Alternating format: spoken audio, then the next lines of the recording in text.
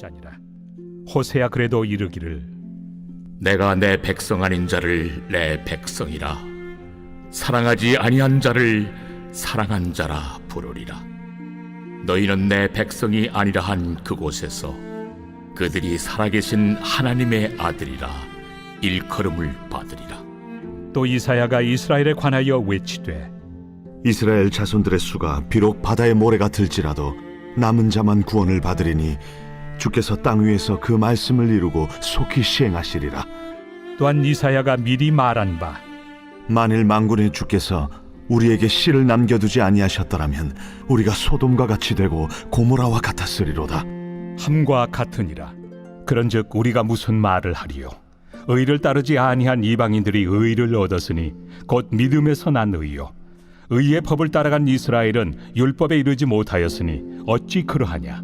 이는 그들이 믿음을 의지하지 않고 행위를 의지함이라. 부딪힐 돌에 부딪혔느니라. 기록된 바 보라, 내가 걸림돌과 거치는 바위를 시온에 두노니 그를 믿는 자는 부끄러움을 당하지 아니하리라. 함과 같으니라. 오늘 말씀은 사람의 의는 구원의 걸림돌입니다 라는 제목으로 말씀을 전하겠습니다. 지금 이제 사도 바울이 계속해서 유대인들에게 하나님의 구원의 역사가 이방인들에게까지 연결되어졌는데 그 너희의 모습은 지금 어떠한가 이런 이야기를 들려주고 있습니다. 그러면서 호세아 선지자와 이사야 선지자의 글을 인용해서 하나님께서 유대 백성만, 이스라엘 자손들만 구원하시는 것이 아니라 오히려 그 이스라엘 백성들 밖에 있는 자들을 구원하고자 했던 그런 약속을 주셨다라는 이야기를 합니다. 그러면서 지금 너희의 모습은 행위를 드러내고 오히려 그것으로 인해서 하나님의 의에 이르지 못하는 그런 모습이다라는 이야기를 들려주고 있습니다. 그러면서 이 호세아와 이사야 선지자를 통해서도 그러면 이스라엘 자손들 중에도 다 구원을 받는 것이 아니라 남은 자만 구원을 받겠다라는 이야기를 합니다. 그러면 남은 자가 누구인가 라고 이야기할 때 유대 땅에 남아서 지키는 자가 아니라 포로 끌려간 자들 중에 남은 자가 있는 겁니다. 그럼 포로 끌려간 중에 우리가 잘 아는 것처럼 다니엘과 세 친구 또는 모르드게와 에스더, 이와 같이 하나님의 비록 고난을 겪고 어려움을 겪어도 하나님에 대한 온전한 신뢰, 즉 그 믿음이 흔들리지 아니하고 있었던 그들이 남은 자다라는 이야기를 합니다. 그러면서 지금 현재 남은 자가 누구인가? 유대 백성들은 예수님 당시에 또 사도 바울과 이 시대까지 계속해서 자기들은 율법을 가지고 있으므로 구원을 받고 또 아브라함의 혈통적인 자손이어서 당연히 구원받는 것으로 여기고 있었습니다. 그런데 결코 그렇지 아니하다는 것이죠. 그들 중에 남은 자, 즉 하나님 앞에 끝까지 믿음으로 온전히 살고 있는 자들이 구원을 받는 것이지 자신들의 행위, 율법 어떤 것으로 구원받지 못합니다 라는 이야기를 들려주고 있습니다. 그러면서 오늘 남은 자는 고난 속에서도 신앙을 끝까지 이어가는 자고 고난 속에서도 하나님 나라의 소망과 메시아의 오심을 기다리는 자였던 것처럼 오늘 우리에게도 마찬가지입니다. 사실 우리가 한국 교회만이 아니고 전 세계적으로 교회가 유럽과 이제 우리 한국 사회를 조금 구분해서 보시면 좋겠는데요. 유럽 사회 같은 경우는 기독교 국가였던 적이 있습니다. 그래서 이 기독교 국가다 보니까 타종교를 가지고 있거나 뭐하거나 이런 사람들도 국교가 되면 다 기독교인이 돼야 되는 겁니다. 그래서 이 유럽 사회에서도 우상 종교적인, 즉 자기들의 신화나 이런 것들이 기독교화되어서 문제되는 경우가 의외로 많이 있습니다. 그런데 그들이 진짜 믿음은 안 가져도 그냥 교회 안 나가면 문제가 되니까 당연히 가는 것으로 되어지는 것이 국교의 문제였습니다. 그리고 나서 이제 국교가 무너지다 보니까 진짜 믿음을 가지고 살아가는 게 무엇인가를 이야기를 하고 있고요. 또 우리나라 같은 경우는 미국을 통해서 우리나라에 영향을 많이 받아서 미국을 중심으로 하는 나라는 국교가 아니라 자유롭게 신앙생활을 했습니다. 그래서 우리가 보통 미국에 대해서는 굉장히 우리가 호감을 갖고 있는데 신앙인들이 사실 미국은 국교가 기독교가 아닙니다. 누구든지 자유롭게 종교를 택할 수 있는 그런 모습입니다.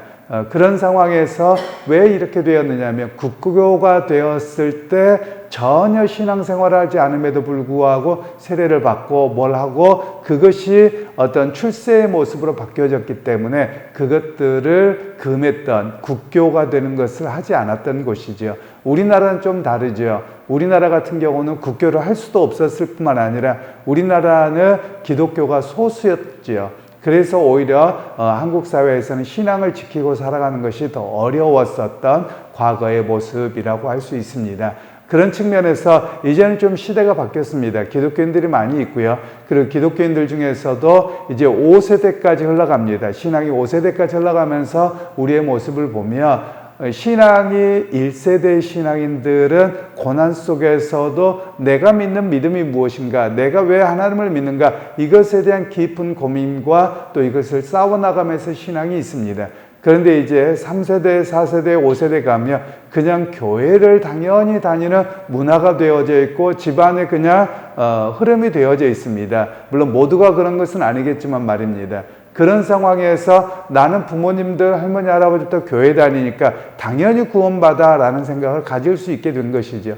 그에 대해서 어찌 보면 유대인들의 모습과 같이 접목해서 이해하면 될 것 같습니다.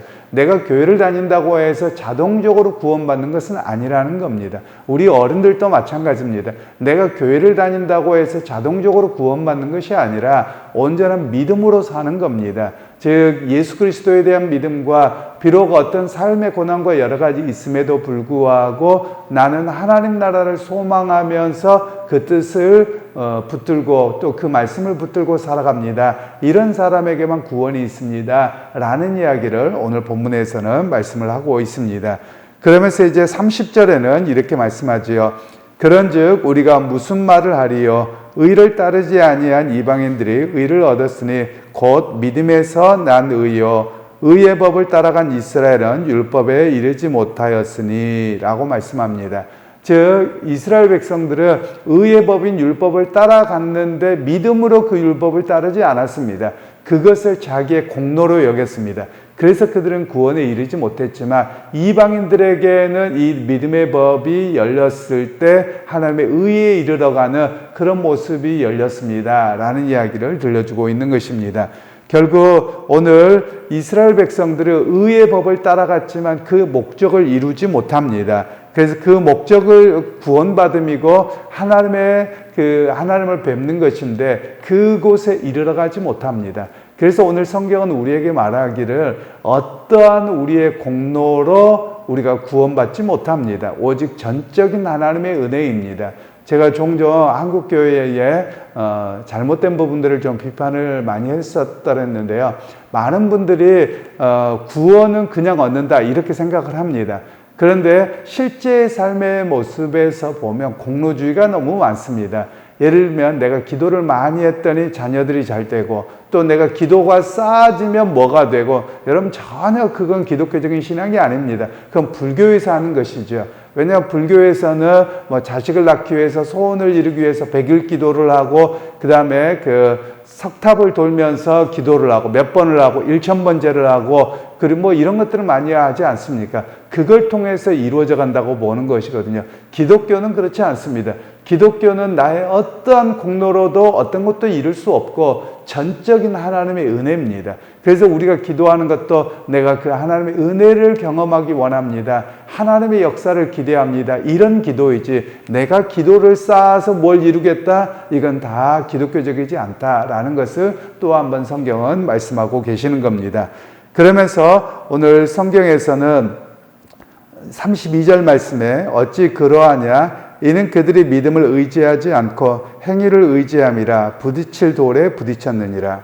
그러니까 그들이 행위를 의지하고 자기 업적을 쌓으려고 갔는데 그게 부딪힐 돌이 되었다는 겁니다. 그래서 그것 때문에 구원에 이르지 못하게 되었다라고 이야기를 합니다. 결국 여러분 오늘 우리도 마찬가지입니다. 교회 봉사를 하는 거 다 귀한 일이고 칭찬받을 수 있습니다. 그런데 믿음을 따라서 해야지 그것이 하나님 앞에 상급받을 만한 일이지 자기를 드러내려고 하는 일이라면 올바르지 않다라는 겁니다. 실제로 어떤 분들 중에 그런 분들이 계실 수 있습니다. 교회에서 봉사를 하고 여러 가지를 합니다. 뭐 헌금도 많이 할 수도 있겠죠. 그런데 목사가 안 알아주면 삐져버리는 분들이 있습니다. 여러분, 이거는 정말 잘못된 신앙입니다.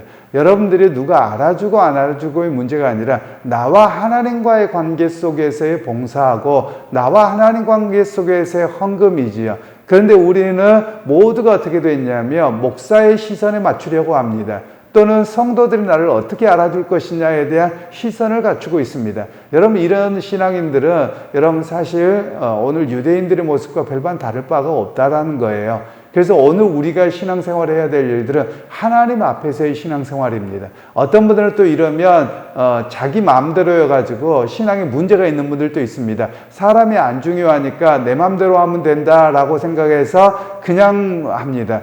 사실 그런 신앙도 잘못되어져 있죠. 하나님 앞에서의 신앙생활이라면 얼마나 조심해야 되고 얼마나 더 큰 헌신을 해야 되고 얼마나 더 헌금을 드려야 되나, 이런 마음 속에서 사는 것이 더 바른 신앙생활이거든요. 그런 측면에서 오늘 유대 백성들은 율법을 정해놓고 이 정도 하면 하나님의 의를 이루러 간다, 이런 개념 속에 있었는데 그 가운데는 뭐가 없었다? 믿음이 없었다라고 이야기를 합니다. 믿음이 없음으로 인해서 자기가 행위를 더 쌓으려고 하는데 그걸로 하나님의 의에 이르지 못하는 겁니다.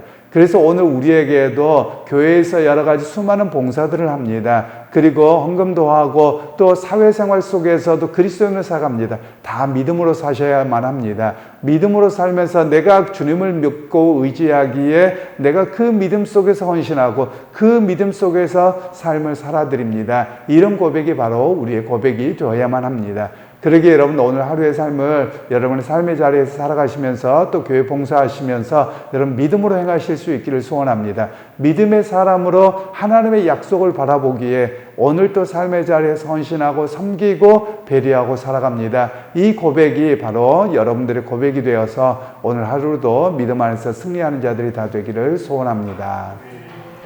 하나님, 오늘도 이스라엘 백성들은 하나님의 의에 이르는 길이 율법이라고 여기고 율법을 지키고자 했지만 그러나 그 안에는 믿음이 없으므로 구원에 이르지 못했습니다. 하나님, 오늘 우리도 교회에 수많은 봉사들을 할 수 있지만 그 안에 믿음이 없다면 구원에 이를 수 없음을 또한 깨닫습니다. 하나님, 오늘 우리에게 믿음을 더하여 주시고 하나님을 믿기에 내 마음과 정성을 다해서 하나님을 섬기는 자로 또 예배하는 자로 헌신하는 자로 살아가는 우리 모두가 되게 하옵소서. 예수님의 이름으로 기도하옵나이다. 아멘.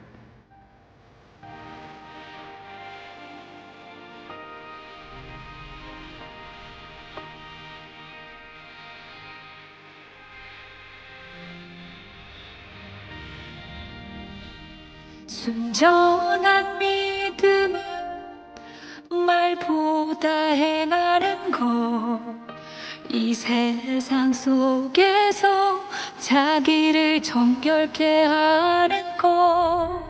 순전한 믿음은 기도하며 낙심 않고 끝까지 주를 신뢰하는 것.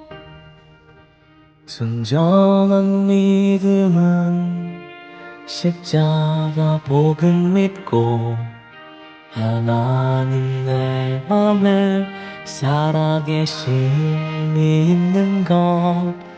순정한 믿음은 주 나를 부르실 때 영원한 천국 있음 믿는 것. 순전한 믿음을 가진 자, 세상 틈타 다가와도 두렵지 않으리. 순전한 믿음을 가진 자, 주 하나님의 동역자로 영광스러운 영유받으리.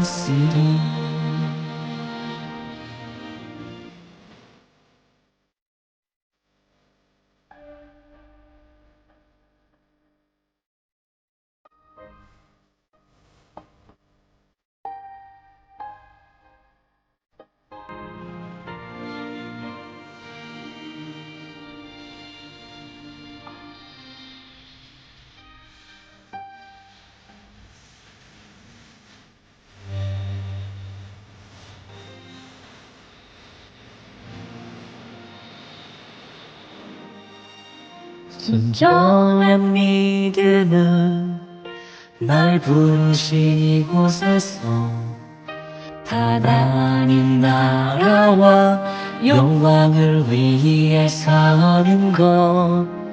순정한 믿음은 우리를 부르신 주 끝까지 함께 하심 믿는 것.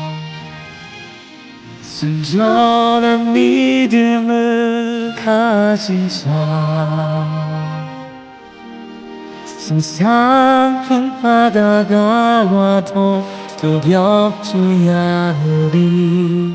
순전한 믿음을 가진 자 주 하나님의 동역자로 영광스런 영광스리.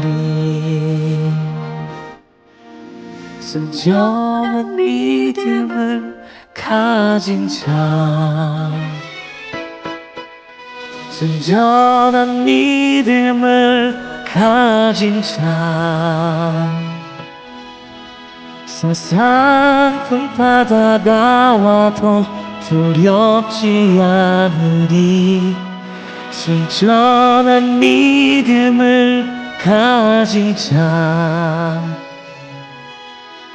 주 하나님의 동역자로 영광스런 영광스리. 주 하나님의 동역자로 영광스런 영광스리.